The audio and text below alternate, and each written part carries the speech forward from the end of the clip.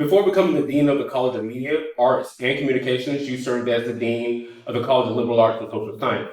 So my first question is, what key lessons or insights from that experience are you bringing to this new role as the CMAC? The big thing is sort of collaboration and interdisciplinary. This might be the very first time that this college is so closely aligned. Prior to this, visual performing arts had to learn to work with sociology or work with behavior analysis or work with political science. The thing that I'm going to continue is to make sure, even though it's visual performing arts and mass communications, that we are still reaching out to have those cooperative learning experiences with other students across the campus. That's that because I think one of the advantages of being in a large college is that you get the benefits of being in a large college. As a smaller college, you don't get that. So that's one thing that's there. I think the other thing is keeping very active. As you know, almost every program in that college every night had something going on. So our two programs are very active: visual performing arts and mass communication. But I think we have to get the cadence to make sure that we're still representing 5 days a week as opposed to our special days. So I think those are the two big things that I'm bringing to the table. Your role involves carrying out directives from the Board of Regents and the University President. But what is your personal vision for CMAC? My personal vision is, I think, in this case, sometimes when you work at a university, what you personally believe may not be what people are telling you should believe, but in this case, I'm happy to report it is. The main role of CMAC, it's been designated as a professional college. That means we really have one goal. Everybody coming into this place gets skilled up, gets all the learning capacity that they have so they're able to get a job at graduation. And when we say a job, a full-time job in their field of study, not a related field of study, or going to graduate school or going into the military. So I think that that is sort of the thing that I'm bringing here, wanting to make sure that we are, and I'm not saying we haven't in visual performing arts and mass communication not been professionally minded, but that's going to be the key thing now. I'm going to be evaluated as a dean based on the performance of our students, not whether or not they're getting A, B's, and C's, and then going and working in retail, not related to what they're doing, but whether or not we've admitted 100 students and 20 of them graduate in the spring, what percentage of that 20 actually have a job? So that's sort of the thing that is going to guide me. And what that means is we have to look at every single class, every single degree sequence, and ask, are these the right skills that a student needs in order to be employed? And if that's not the case, we've got to get in a room, just like we did here today, look over that curriculum and say, this is not working, let's do something else. How do you plan to shape CMAC's identity and success beyond the broader institutional goals that the institution has? I think, again, it's all tied back to this ability to show the success. I think parents, the legislature, people in the community, the Chamber of Commerce, they love coming to graduation and doing the clapping and the yelling and the screaming and all the rest of that stuff. But at the end of the day, they go, okay, you graduated 500 students, Savannah State. How many of them are working? And I think we're going to make our mark by being able to say every May and every December. Our actual benchmark is pretty high. People say we could not have the benchmark, but I do not believe in low goals. And the benchmark is that 85% of our December and May graduates are going to have a job at graduation or very shortly thereafter. And so I think that that's how we're going to make our mark. I think we'll have more companies partnering with us, coming to wanting to work with us. I think we'll have more donors who want to give to us to make sure that students have the scholarships that they need in order to be successful. I think the community is going to be energized to know that that tax dollars are going to a place that really is very, very serious about student success. Our college recently transitioned from the College of Liberal Arts and Social Sciences to the College of Media, Arts, and Communication. When students come back in the fall of 2025, what are those key differences that they'll see between the old college and the new college? Oh my gosh, I think they're going to see a tremendous difference, especially those who are in this college. So every syllabus, every class is going to be tied to some sort of industry-related piece. We're going to have something called performance centers. So There's not going to be really mock anything. There is no, let's see this and let's work on this project and then put it in a drawer or keep it on the jump drive. Everything in that classroom has to add up to somebody being able to put something on a portfolio at the end of the semester. What happens generally in higher ed is that students diligently work very, very hard on a senior portfolio. But in those 4 years, they're missing out on internships, scholarships, jobs, all those things because we're waiting 4 years to get them ready when at the end of the semester, if there's an employer who wants to give them an internship, they should have something to show. And far too many students, and this is not just a Savannah State issue, this is a higher education issue. Far too many students are paying for an education, and really at the end of the semester, when you ask them, what did you get out of this course and how is this going to help you move forward?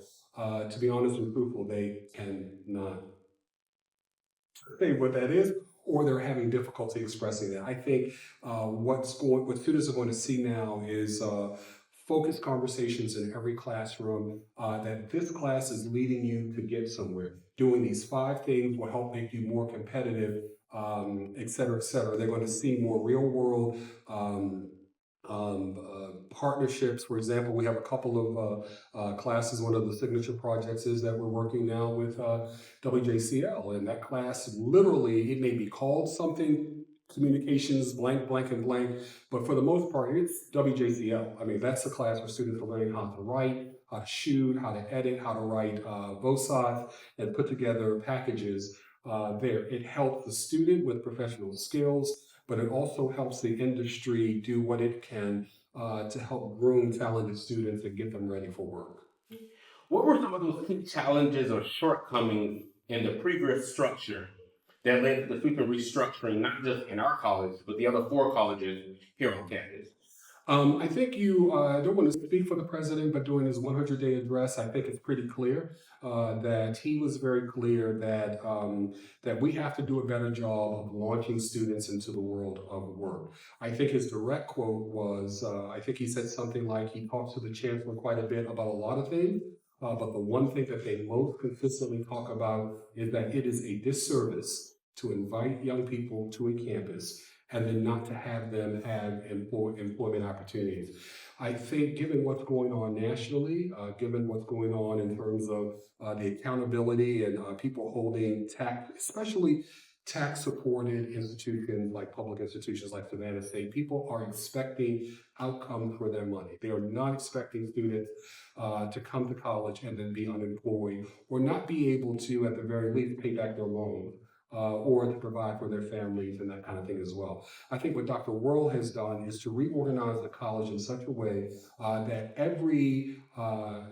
moving forward, students will come into something called the University College to get all that good critical thinking and knowledge and learning and first-year experience and how to be a student, and then they're handed off to a college of engineering, college of education, college of business, a college of media, arts, and communication, and whatever other college of health sciences when we get there to go out in the world. And I think that is the most significant thing. It's actually revolutionary when you think about it, because that's really not how universities traditionally have been measured. They're measured on, you got 10,000 students, you graduated 5,000, and you clap at graduation, and that's it. What Dr. Worrell is asking us to do to say, thanks for getting them across the stage, but how well did you get them across the stage? And we know you get them across well when they're going into an industry job.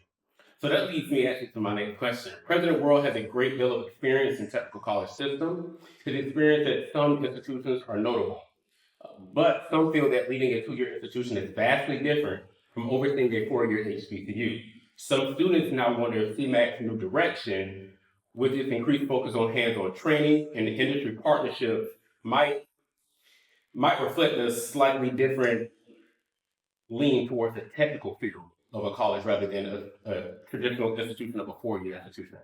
How do you respond to those concerns? I think they're legitimate concerns. I think anytime where you're kind of you're going north on 95, and then someone says we're going south on 95, it's time to ask some questions about that.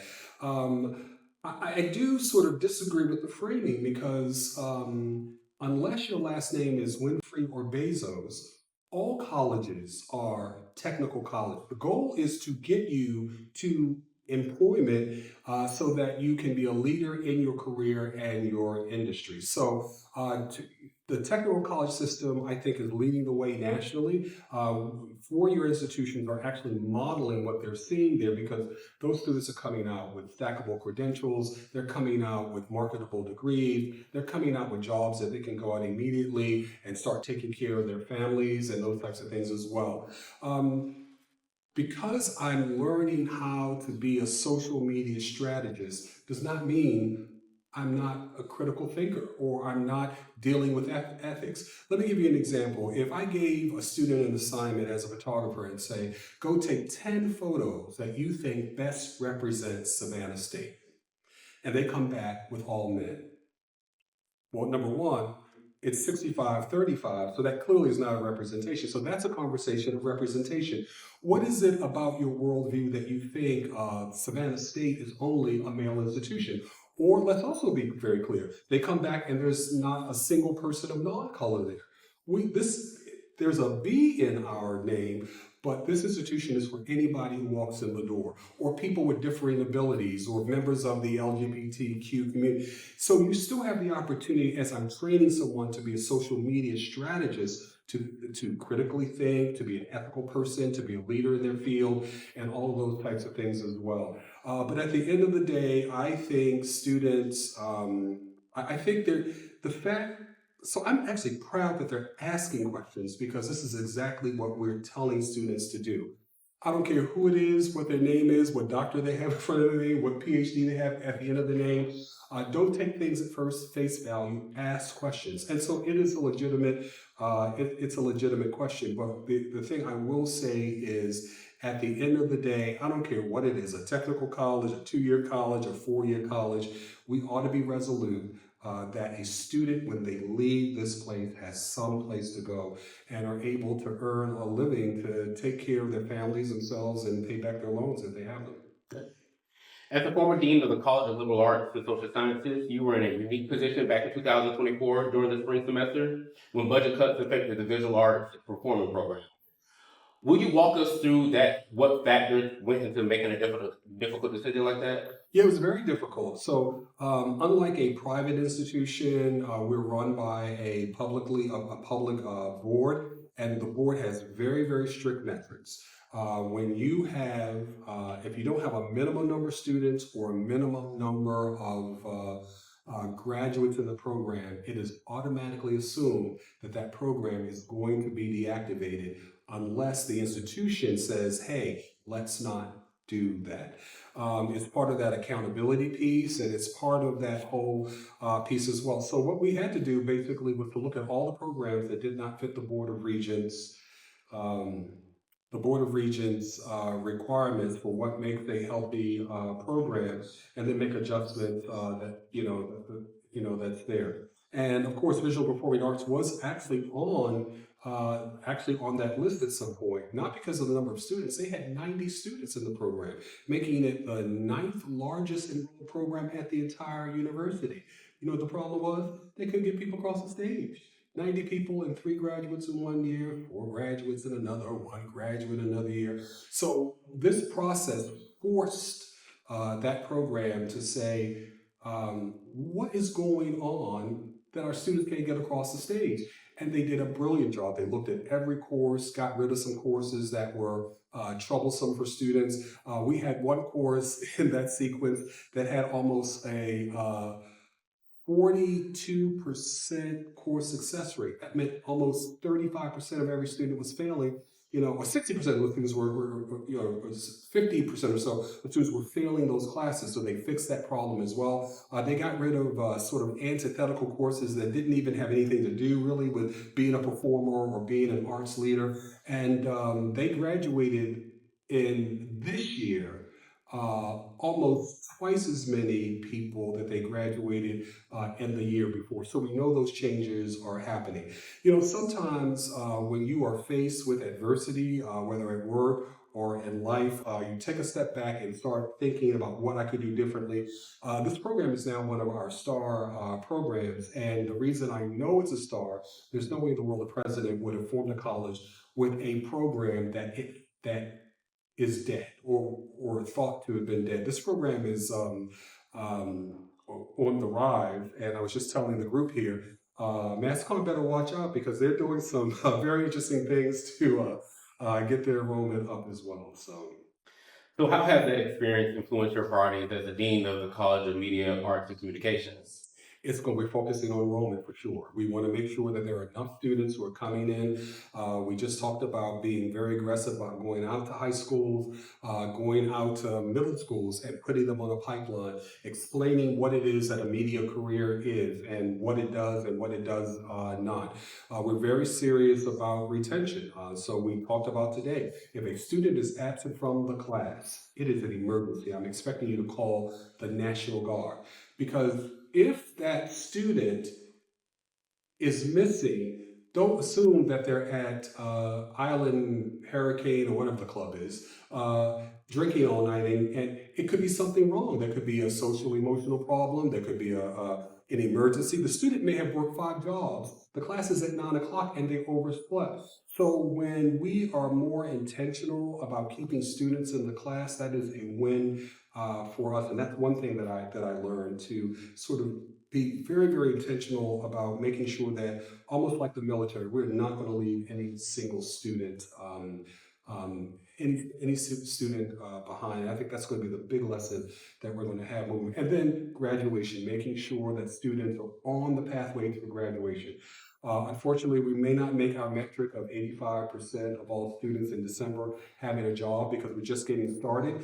And what you may know is that the pathway to successful employment is 6 to 8 months. Students who are successful in December started in February or March looking for that job, sending their applications out, going to interviews and that sort of stuff as well. We've missed that window. So we're going to do the best we can with the students that we have, making sure they have a resume, making sure they have a portfolio. I'm surprised at the number of students in both mass comm and visual performing arts who don't even have a LinkedIn profile. This is where employers are not on Instagram. They're not on TikTok. They're on LinkedIn. Making sure they have a LinkedIn profile, making sure they actually have a resume that makes sense, that sells them pretty well. And one thing we're going to do starting this semester is to make sure that every student walking across the stage has the ability to participate in a series of mock interviews. The first time for the big dream job that you have should not be the first time you're answering questions about, tell me a little about you just did. A little bit about yourself and why you think you should have had that speech, that practice 15 times to be comfortable. So I think we're putting the things in place to make sure we're going to be successful. And those are really the big pieces of focus that we're going to do. In reference to internships, fellowships, and fieldwork, what opportunities are currently being developed to ensure that students have that hands-on real-world training in their chosen fields? Yeah, so we're doing 2 things. If a class is in, let's just say it's a social media class, we're making sure the person teaching that class has a responsibility of getting on the phone and calling social media companies, PR companies, strategic communication firms, asking if there are current opportunities within their company that they can actually assign their students real world projects to do in the class. So that does 2 things. It gives them actual professional practice, well, 3 things.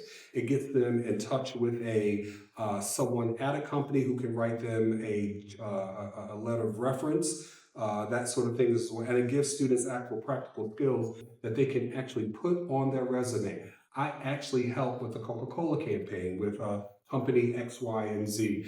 And we are hiring hopefully next semester, career specialists whose only job will be, that's the only thing they will be doing, reaching out to companies, getting a list of internships, scholarships, externships. We want to actually implement something called Shadow Day. Sometimes a student may not want to fully invest in they may not know enough, right? So instead of committing for a whole semester, how about spending the day with a television news journalist, going around seeing what he or she does? Then I go, I really like this. But equally as important, this is for the birds. I don't want to do this, right? In an internship, you've invested 6 months to find out this is not for me. A shadow day opportunity, in a couple of hours, not this, but something else. So I think those are the things that we're going to do to sort of make sure that our students are getting the opportunities that they're there. But to be clear, as I said today, it is not the students' responsibility. They're the people paying us. It is our responsibility to go out and find those opportunities and to prepare them to do well. So those opportunities will be integrated into the coursework or will be offered separately? Integrated into the coursework. So in fact, we're calling them performance centers. So for example, we have a class right now that's working on the planning for the Black Heritage Festival. So when you think about that, if I'm a arts leadership person looking to get into managing a theater company or something, think about the value of that, of being able to say, I plan the signature event for Black History Month in the city of Savannah. I booked acts. I called people. I worked with the venue. They get a letter of recommendation from someone, and that's actually in the class.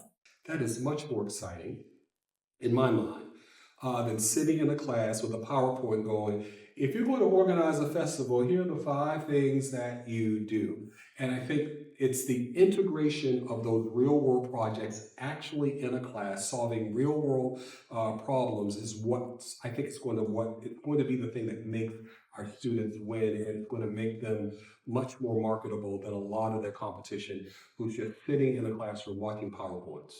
So President World did touch on the partnership with WJCO during his 100-day address. How will students be selected to be in that class and participate with WJCO? Well, for any class, if the class is tied to the Black Heritage Festival, for example, the whole class of the 28 people, every person in that class has a role for that project. For WJCL, of course, everybody in the class, the 2 outcomes are writing 2 VOSOTs and finishing 1 package. So everybody in the class will write the 2 VOSOTs, and the 1 package. But remember, we're in a competitive field. Just because you write it doesn't mean it's going to get aired, right? So we're creating competition in the class. The students who are really serious are going to rise to the occasion, but what the students cannot say is they did not have the opportunity to do that. And heretofore, we've not created the opportunity to even have a relationship with WJCL or WSAV or any of the other television in that sort of way. We've had 1 or 2 along the way sort of students who are, as part of their own initiative, have done a lot of stuff. But to be frank, I think this might be the most controversial thing I'll say in this whole thing. I'm not so sure Savannah State did that. I think for those students who have gone out and gone beyond, they were going to be successful whether they came here with FAMU or went to Jackson State. It didn't matter. They had it in them. What we need to do is to make sure that the kid who's sitting in the back, who's not doing anything, to say, John, come on, we have this. Come on, come join the conversation. Let's get your resume. Those types of things as well. So by embedding it in the class, I think that that's the best way. And really, we're really following, to be honest and truthful, the Tiger's Roar model. You cannot graduate with a degree in mass communication without having at least published 1 story or having some interaction. That's not because people love journalism. That's because you don't get a degree without participating in the thing, right? So same sort of thing. You cannot get out of here unless you have been engaged with some sort of external organization, whether that's radio, TV, strategic communication. We have a class that's working with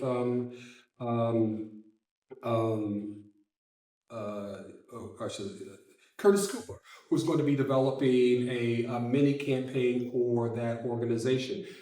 That's not work that you put on a drum drive and just go. That's actual work that Curtis Cooper is going to be there. And so would some of those students have participated with Curtis Cooper? Probably. With 28 at a time, maybe not. But you know why they're going to do it now is because it's a requirement of the class.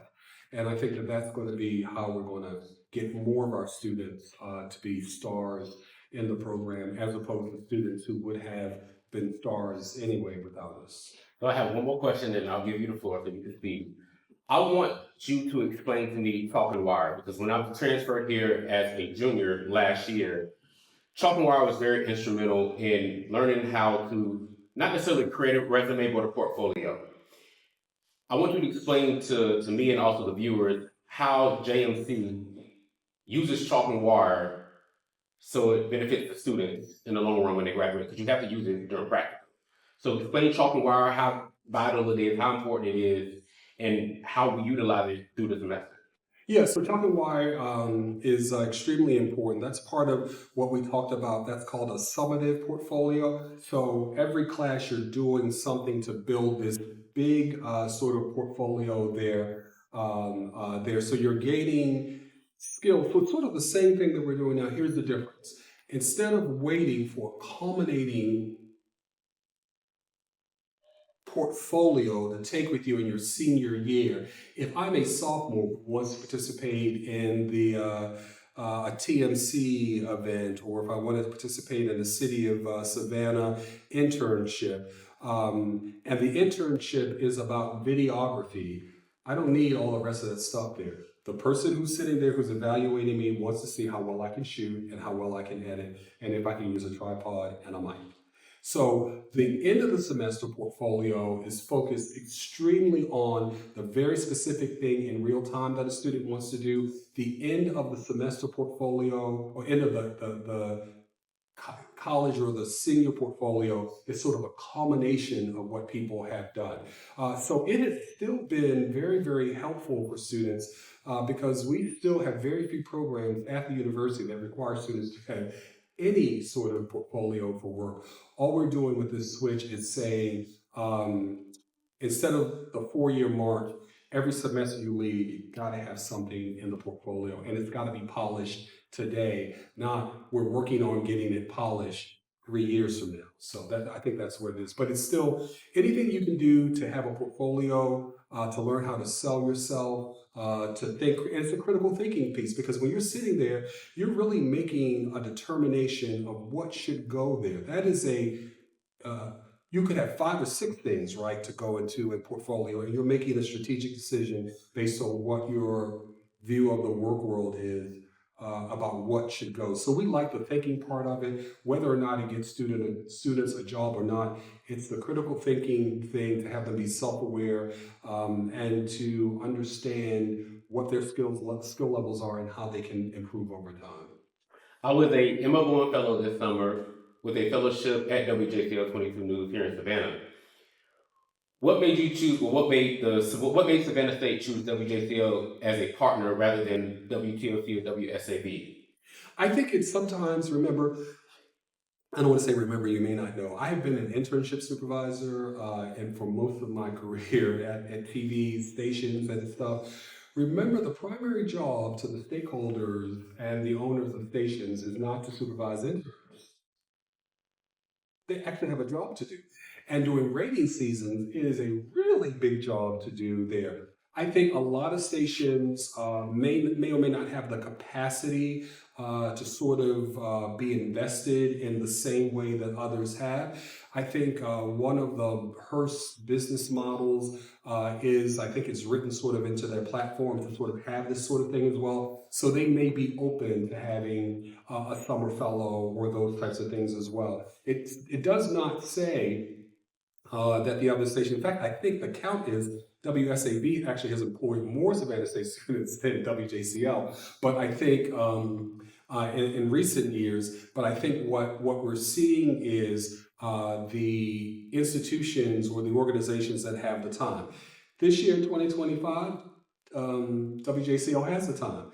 Next year, they may get a different mandate from the corporate office at Hearst, may not have the time. Next year, it might be WSAB. So we're actually in talks with all the stations in town to see what we can do to sort of open up their platforms. But to be clear, this market has been extremely generous to this institution. I mean, we have interns, people visiting the station shadow day. We've had people employed at all 3 places there. So I don't think it's a competition in any way. I think for this year, who's best positioned, and next year it really could be TLC or it could be WSAV. How do we incorporate the radio station that we have here on campus into some of those partnerships fellowships, because we have some students that work at the radio station. I remember I was talking to one student and I asked him if he wanted to have lunch. He was like, "Well, I got to go work at the radio station." And I was like, "We have a radio station on campus. So how do we foster more partnership and opportunities outside of the campus, and then bringing those into so everybody can benefit? Because it's not just media, well, not media, but news stations, but it's also the radio station as well that need opportunities for students because they might have a passion for it." It is an opportunity I think we need to do more work in exploring because it's right here on our campus. It's like a jewel right here. And traditionally, there's not been a integrated relationship with the academic side and the actual radio station side. I think we have to do more work on that. We have had students participate, go through the training, have their own shows. In fact, I think in the spring I listened to. Um, it might have been, who was it? Oh, Christian Christian on campus. Christians on campus. He has a radio show as well. So it's not that we don't have those opportunities, but what's different now is there is not a Tiger radio class, and the class is actually our campus station. I think that's what we need to do, is to have the whole class be our campus radio, running the station, selecting the music, doing the production, doing the voiceovers, all those types of things as well. There's work to do there for sure, and it's something that we're certainly going to look at because it's a missed opportunity, and it's literally right there, wherever it is. So I'm gonna give you the floor. Classes start in literally a week. What do you want to tell CMAC students? I want to tell them to sort of be open to the new possibilities and opportunities. I want to acknowledge the fact that none of us like change. And remember, this has been a change for all of us. The president walked all the deans in the room and said, "Hey, guess what we're doing?" And we're like, "What are we doing?" When we left in May, this is not what we're coming to. But the reality is things have changed. So I want them to be sort of open to the possibility. I think the biggest thing that students are going to notice is going to make them more uncomfortable is that we're going to be demanding more of them to invest more of their time, more of their energy, more of their thought processes into their own careers. Almost every conversation we're going to be having in classrooms are going to be, what are you working on? What's in your portfolio? Have you updated your LinkedIn? Have you applied for a scholarship? What are you doing there as well? And we're calling it kind of the music model.